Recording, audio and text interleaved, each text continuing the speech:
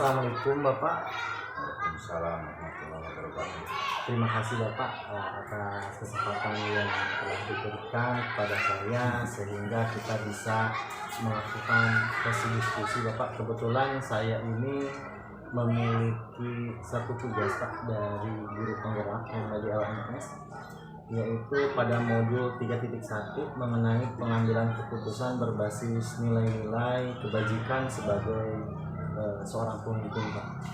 Tentunya Bapak itu pasti memiliki banyak sekali pengalaman yang bisa Bapak ceritakan kepada saya bagaimana cara mengambil satu keputusan Pak, yang tentunya akan sangat bermanfaat sekali bagi saya ketika nanti suatu hari nanti saya akan disuguhkan dengan suatu kasus yang sama Bapak ya, seperti yang Bapak alami.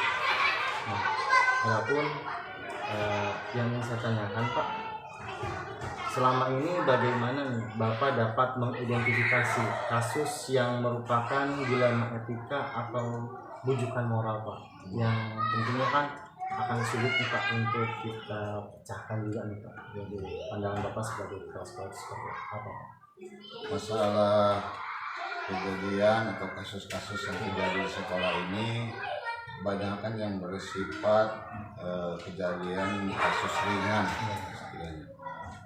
Tidak ada istilahnya kasus-kasus yang begitu memberatkan sampai kasus tersebut yang memberatkan itu berurusan dengan kepolisian. Itu di sekolah kami tidak ada, secara kebetulan tidak ada. Yang ada itu hanya satu, kadang-kadang terjadi slack atau masalah guru dengan teman sesama guru. Terus itu juga yang bersifat ringan, hanya kesalahpahaman. Terus yang kedua, masalah anak. Kadang-kadang ya pernah terjadi sekali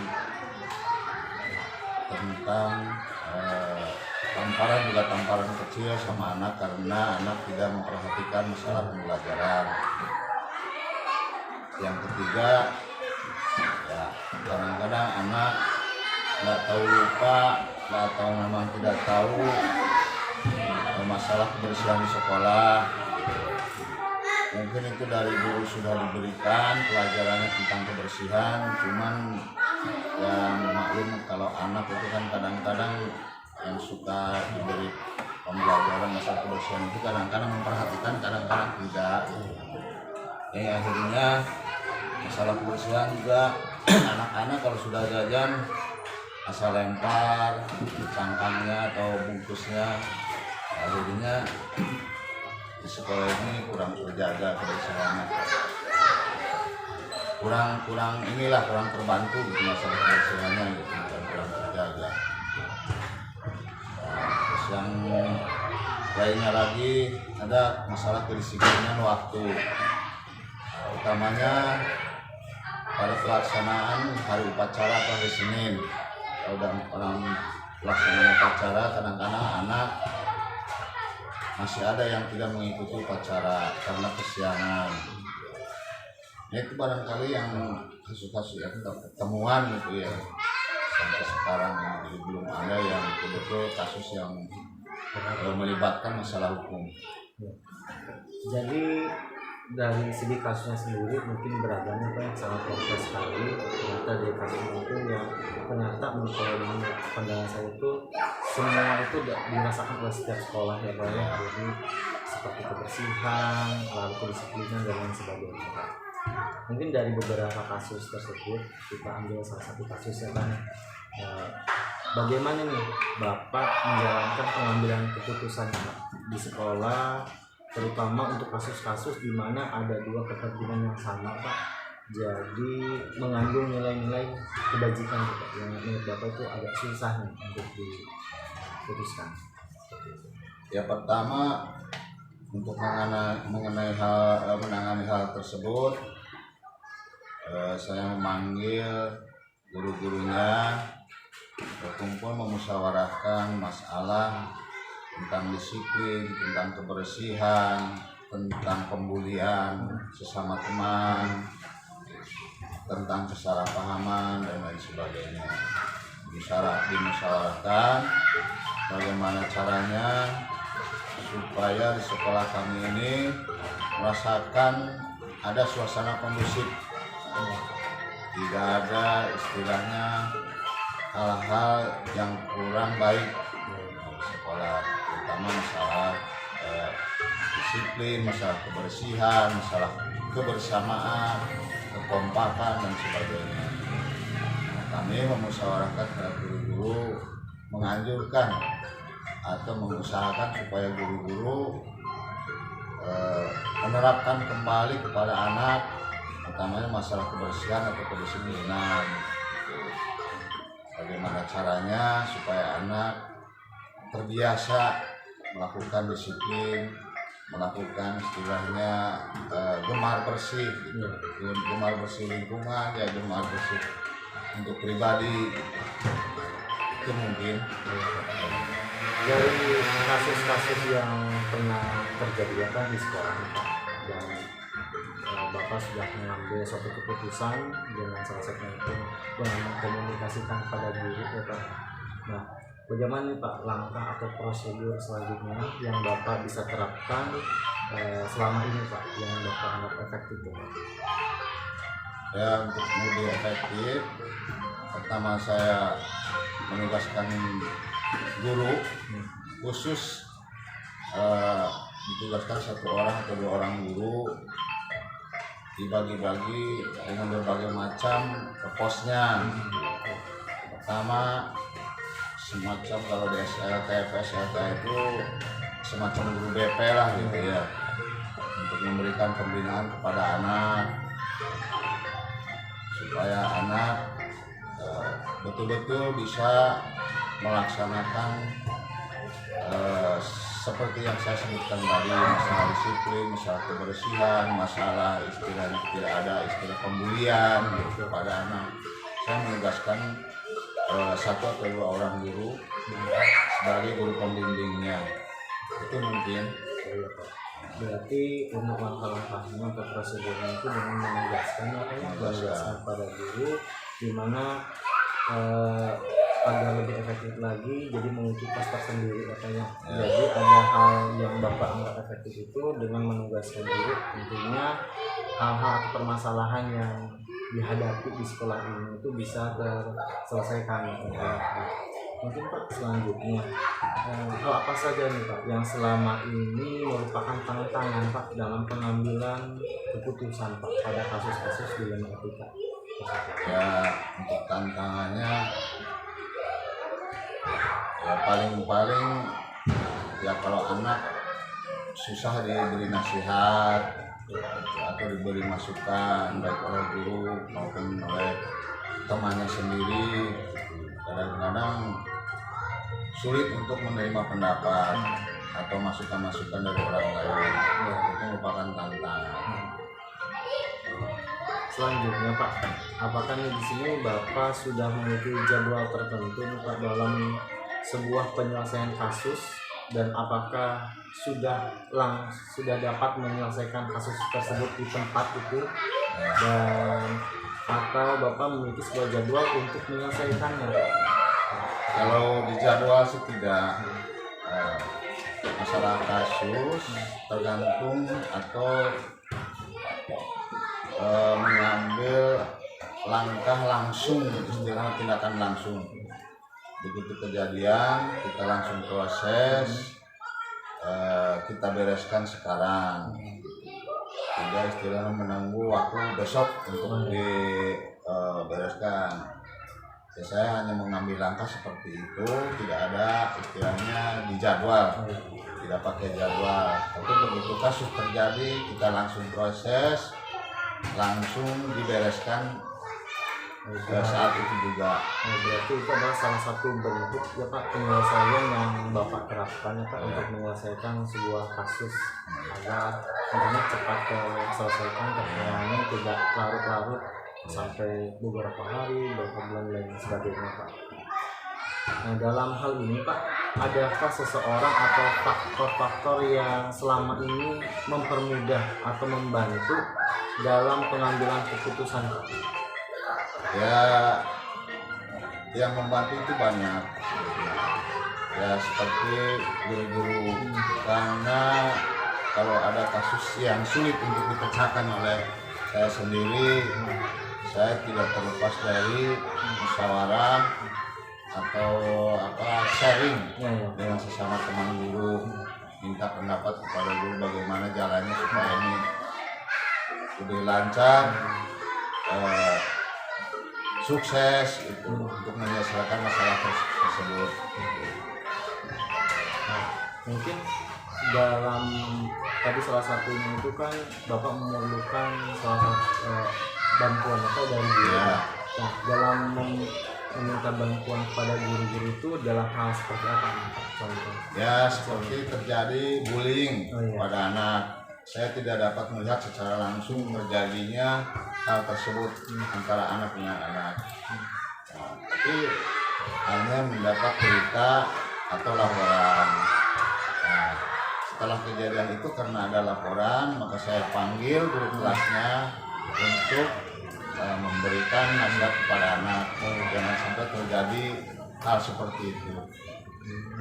Betul sekali Pak. Berarti intinya karena kita tidak berada di posisi tersebut ya Pak, salah satunya adalah membantu orang yang bersangkutan ataupun adalah wali kelas yang dimana notabene mereka lebih tahu terhadap perkembangan atau kondisi psikologis emosional dari anak tersebut Pak. Nah, mungkin satu lagi Pak, dari semua hal yang telah Bapak sampaikan Pak, pembelajaran apa nih yang bisa Bapak petik yang dalam pengambilan keputusan?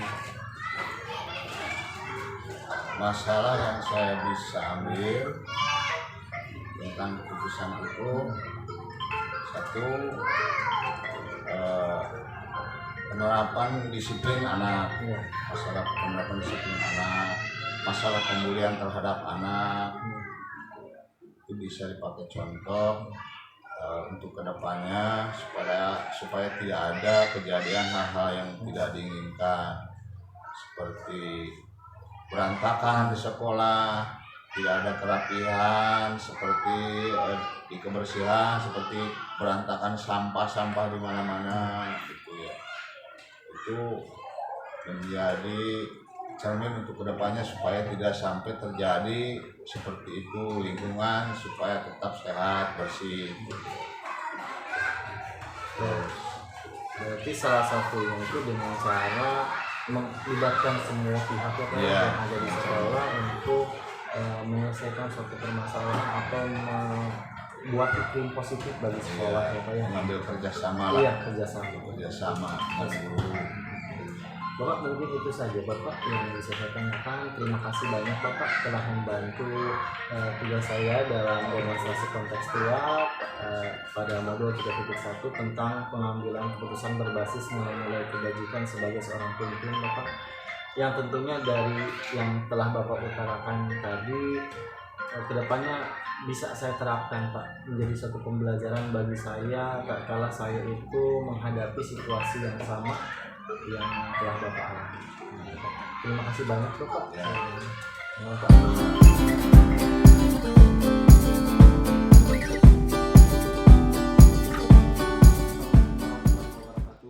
Waalaikumsalam warahmatullahi wabarakatuh. Sebelumnya saya ucapkan terima kasih banyak karena sudah memberikan izinnya ya untuk melaksanakan wawancara. Kebetulan saya itu mendapatkan tugas Pak dari guru penggerak mengenai modul 3.1 tentang pengambilan keputusan berbasis nilai-nilai sebagai seorang pemimpin Pak. Tentunya Bapak sebagai seorang pemimpin atau pendidik sudah memiliki pengalaman yang sudah banyak ya dibandingkan saya tentang bagaimana cara pengambilan keputusan Pak, khususnya dalam dilema etika dan bujukan moral tuh Pak. Nah, mungkin Bapak bisa ceritakan nih Pak salah satu contoh kasus yang pernah Bapak alami mengenai dilema etika Pak, di mana Bapak itu dihadapkan dengan dua pilihan yang keduanya itu sama-sama benar Pak. Terima kasih. Sebelumnya saya akan coba memahami dulu ya tentang dilema etika. dilema etika itu secara garis besarnya kita dihadapkan pada dua masalah. Bukan dua masalah sebenarnya, dua hal antara kebenaran dengan kesetiaan. Kalau dilema etika. Nah, dilema etika ini terjadi ketika seorang guru, ya kan? Contoh Patrio ini adalah seorang calon guru penggerak. Nah, di satu sisi kepala sekolah menugaskan Patrio ini harus mengikuti diklat IKM satu oleh kepala sekolah itu, karena yang memberikan materi itu adalah pengawas. Tetapi di satu sisi Patrio ini harus mengikuti pikon di CGP.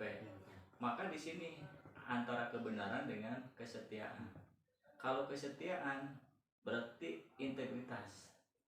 Patrio apakah mau mengikuti arahan saya sebagai kepala sekolah untuk mengikuti diklat IKM, atau Patrio tetap mengikuti video conference yang diadakan oleh CGP. Oleh karena itu, saya sebagai kepala sekolah tentunya akan memberikan beberapa pertimbangan.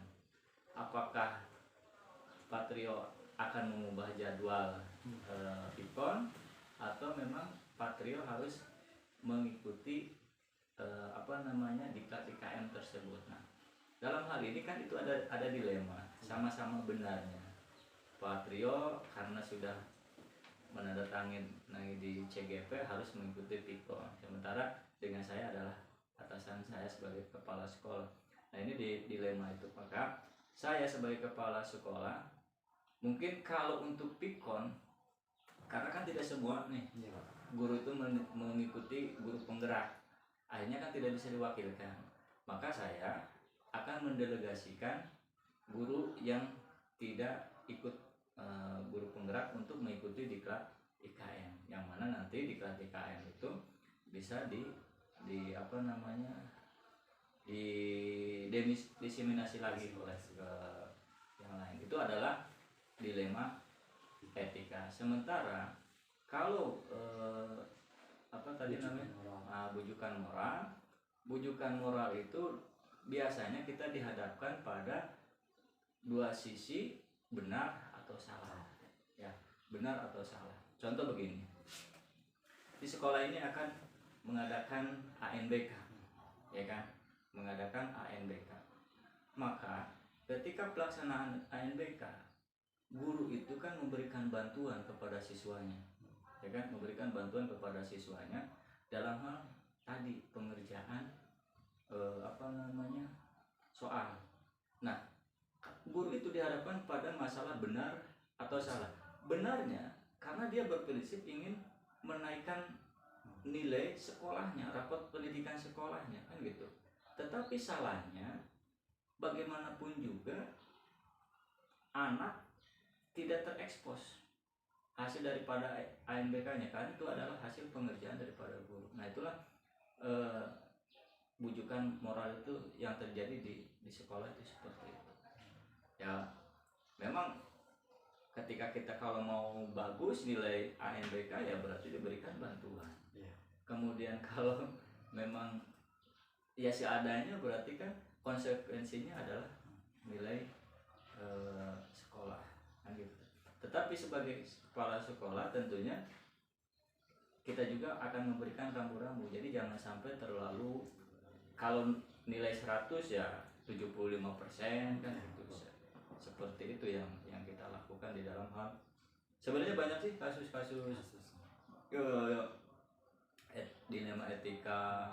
Ada lagi contoh umpamanya anak itu kan berbakat berbakat, dia juara olimpiade, tetapi ketika pas mau mengikuti kegiatan dia kan harus dibimbing dibimbing. Tetapi kan di satu sisi di luar jam pelajaran sekolah dia harus mengikuti madrasah diniyah, sehingga mana yang lebih utama, apakah mengikuti bimbingan olimpiade atau di MD? Makanya ketika saya sebagai kepala sekolah tentunya memberikan pertimbangan. Nah, kita bicara dengan stakeholder yang ada di MD, tentunya pada hari-hari tertentu minta izin kepada stakeholder yang ada di MDRK. Itulah yang saya lakukan selama ini dalam hal menyikapi dilema etika dan rujukan moral. Berarti itu adalah salah satu cara Bapak untuk mengidentifikasi ya Pak? Ya, mengidentifikasi dalam kasus-kasus yang merupakan dilema etika atau rujukan moral Pak. Nah selanjutnya Pak, bagaimana nih Bapak menjalankan pengambilan keputusan di sekolah, terutama untuk kasus-kasus di mana ada dua kepentingan yang sama, yang sama-sama benar atau sama-sama mengandung nilai-nilai kebajikan. Nah, dalam hal pengambilan keputusan itu biasanya kita diambil dari suara terbanyak dulu kan gitu. Tapi di situ ada kita melibatkan yang pertama adalah umpamanya kasus dilema etika itu terlalu besar gitu kan, tidak bisa dipecahkan oleh saya sebagai kepala sekolah, maka kita minta pertimbangan yang pertama itu adalah ke guru, kemudian kalau memang dari guru memang tidak ada solusi baru kita ke komite sekolah. Nah ketika di komite sekolah juga belum bisa memberikan pertimbangan, maka mau tidak mau kita pihak ketiga ya kan ke pakar kan gitu. Jadi seperti itu yang kita lakukan. Jadi banyak sekali apa ya untuk tahapannya untuk mengambil suatu keputusan yang bisa dipertanggungjawabkan apa ya. Nah selanjutnya gini Pak, apakah ada langkah-langkah tertentu atau prosedur nih Pak yang biasanya dilakukan selama ini dalam mengambil keputusan Pak? Nah langkah-langkah yang saya tempuh itu yang tadi menganalisis apakah ini dampaknya memang luas atau dampaknya hanya terjadi di lingkungan sekolah ini. Kemudian kita juga sebagai penguat itu adalah kita mencari referensi ya. Referensi dari pakar-pakar, terutama ini kan di dilema etika itu termasuk kepada pakar psikologi kan gitu. Jadi kita bagaimana mengetahui kan gitu karakter seseorang ketika akan memecahkan masalah seperti itu. Itu jadi salah satunya ke pakar juga. Ya, ke pakar kembalinya kan. Nah selanjutnya Pak, hal apa saja nih yang selama ini Bapak anggap efektif dalam pengambilan keputusan pada kasus-kasus dilema etika? Nah, yang saya rasa efektif itu adalah tetap kita membangun komunikasi sebenarnya. Komunikasi dengan yang bersangkutan, kemudian kita memberikan pengertian sebagai apakah dampak tersebut ya kan meluas kan gitu, apakah untuk hanya secara pribadi saja, kemudian apakah berhubungan dengan keprofesian ataupun bahkan ketika masalah tersebut dianulir berpengaruh nggak dengan keluarga, dengan lingkungan dan lain sebagainya kan gitu. Karena kan tetap saja ketika orang melakukan tadi kesalahan tadi yang dia anggap benar, apakah di masyarakat itu ketika terungkap, terekspos, apakah dia dijustifikasi atau tidak kan itu. Seperti itu pemahamannya ya. Jadi selanjutnya apa nih? Dalam yang tadi Bapak utarakan nih, tantangan terbesarnya itu seperti apa Pak dalam upaya pengambilan keputusan khususnya itu dalam dilema etika nih Pak? Nah, tantangannya itu adalah ketika mereka merasa tetap benar, merasa tetap paling kan gitu. Sementara ketika kalau kita dihubungkan dengan norma, tetap itu salah kan gitu. Jadi ada prinsip-prinsip kuat yang memang dasarnya kurang gitu kan. Karena orang berpendapat keakuan gitu kan, bukan berbicara tentang norma, kemudian tidak berbicara dengan kita dikaitkan dengan regulasi kan gitu, seperti itu kebanyakannya. Jadi ego sendirilah ketika merasa paling benar ya sudah. Ya, jadi tantangan terbesarnya adalah rasa ego ya, rasa ego yang terjadi dari setiap individu ya. Sehingga keputusan itu walaupun dianggap benar bisa saja dianulir oleh orang tersebut. Nah, dalam mengambil keputusan yang Bapak lakukan, apakah ada jadwal tertentu Pak? Ataukah Bapak mengambil keputusan itu di hari itu? Nah biasanya gini, ketika untuk pengambilan keputusan itu kita lihat dulu insidentalnya ya.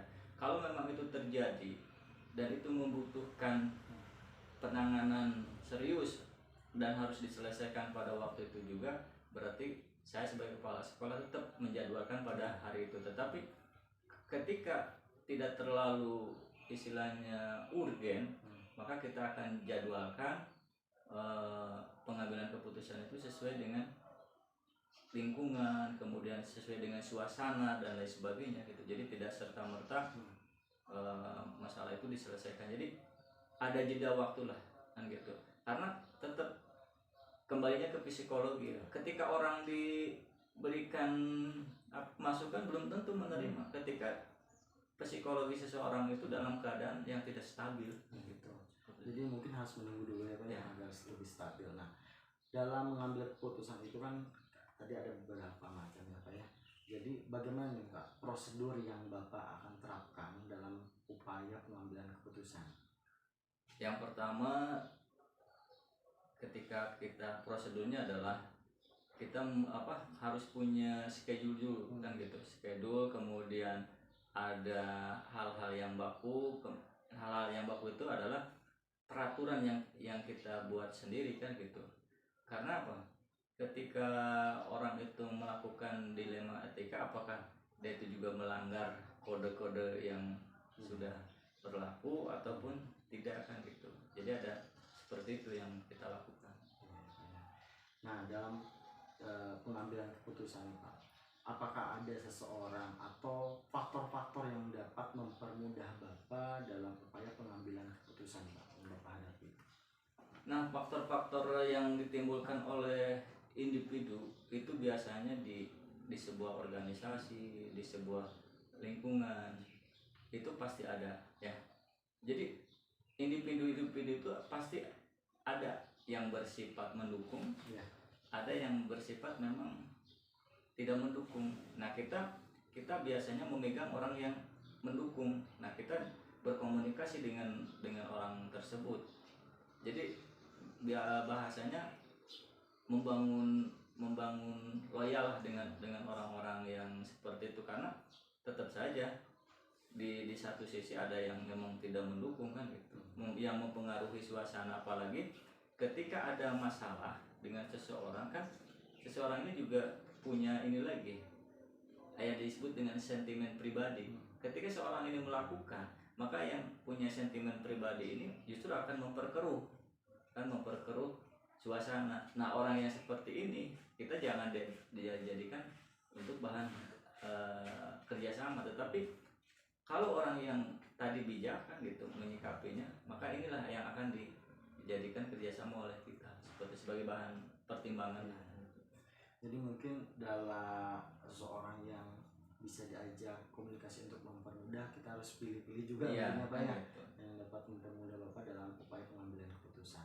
Ini satu lagi Pak, dari kasus yang telah Bapak sampaikan kepada saya ya, sekarang pembelajaran apa nih yang bisa Bapak petik dari pengalaman pengambilan keputusan terhadap kasus-kasus yang telah Bapak alami?